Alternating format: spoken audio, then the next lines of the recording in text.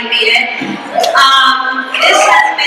Blexit has been my baby. It really has been. It has been one of the greatest honors of my life to lead this movement and this revolution to encourage minorities to think for themselves, right? It's about time.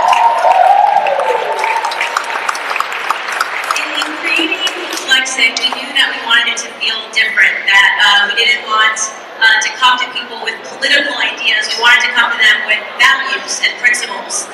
People can think for themselves. We don't need to tell people how to think or what they should think. But to remind people of the values that we share in this country is so important. And when we were creating the video that you just saw, our purpose was really to remind the Black community that it didn't used to be like this, right? Seeing the images of the Black family, that is the family that I remember when I was growing up, when I was watching Family Matters, the Jeffersons, the Huxtables, these positive examples that we saw on our TV screens of families that came together. No matter what the conflict was, it was always resolved within 30 minutes of the show, right?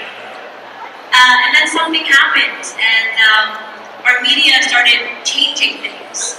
And what we started seeing on our TV screens wasn't about having morals, it wasn't about conservatism, it wasn't about family, it wasn't about the importance of relying on your family.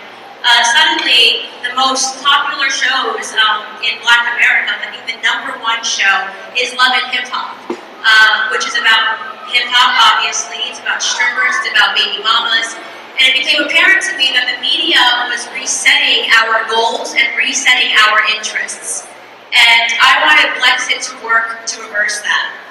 When we talk about the breakdown of family, it really is the most important thing to talk about family, bringing the family back together.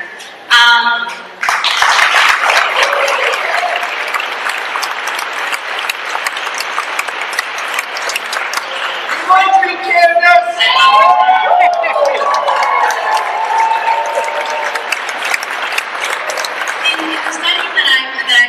On the Black family, it is interesting to consider that Frederick Douglass, former slave who played a big part in the abolitionist movement, wrote extensively about what it was like when he was a slave and what it was like for the way that slaves viewed their families. And it was such an important part of the abolitionist movement when he writes in his narrative, by the way, that he felt nothing when his mother died because families were broken down and people were constantly being treated. He felt nothing.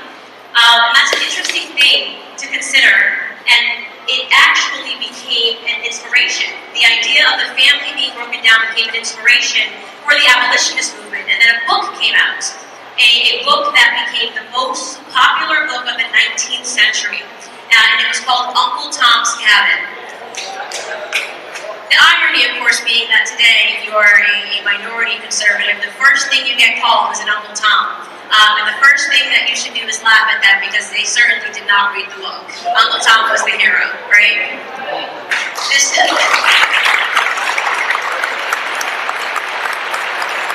book inspired, really, Abraham Lincoln credits it when he met Harriet Beecher Stowe. He said to her that you must be the little old woman that started this great war. Because for the first time in these pages, Americans and people abroad, the Brits as well, were able to read about the horror that slavery had unleashed upon the family. And this began that moral conversation, that Christian conversation, which is at the core of the book. Christian love is at the core of the book, and how it can redeem us from our past sins.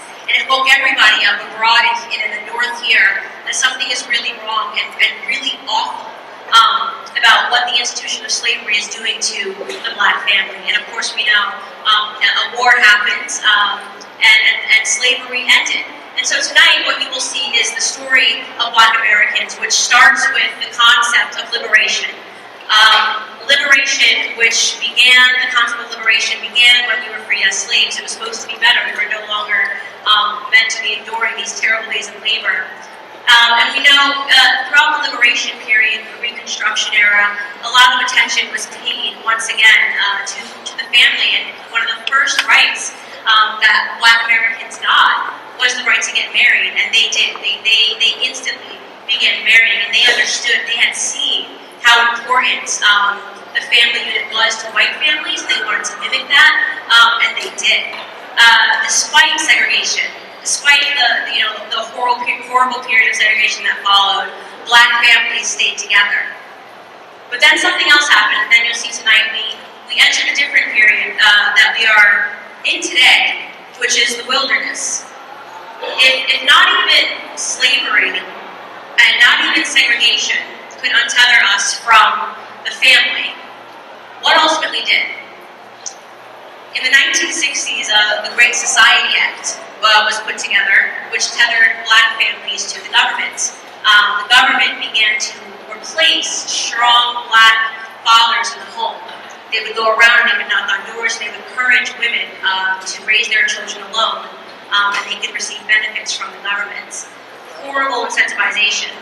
In the 1960s, the single motherhood rate in the Black community was 23%.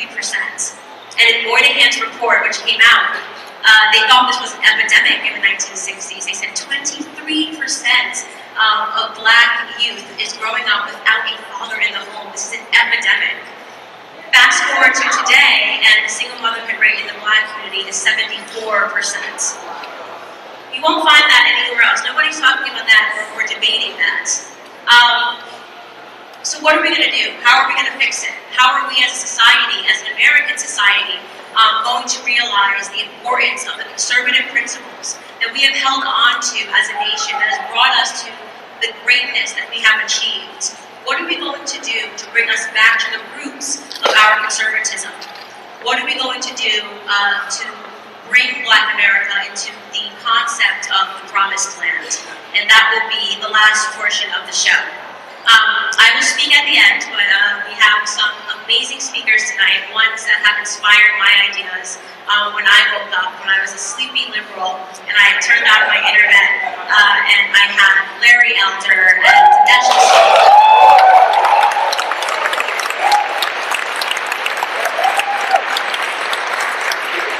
awakening me to the truth. So you guys, we have a wonderful show tonight.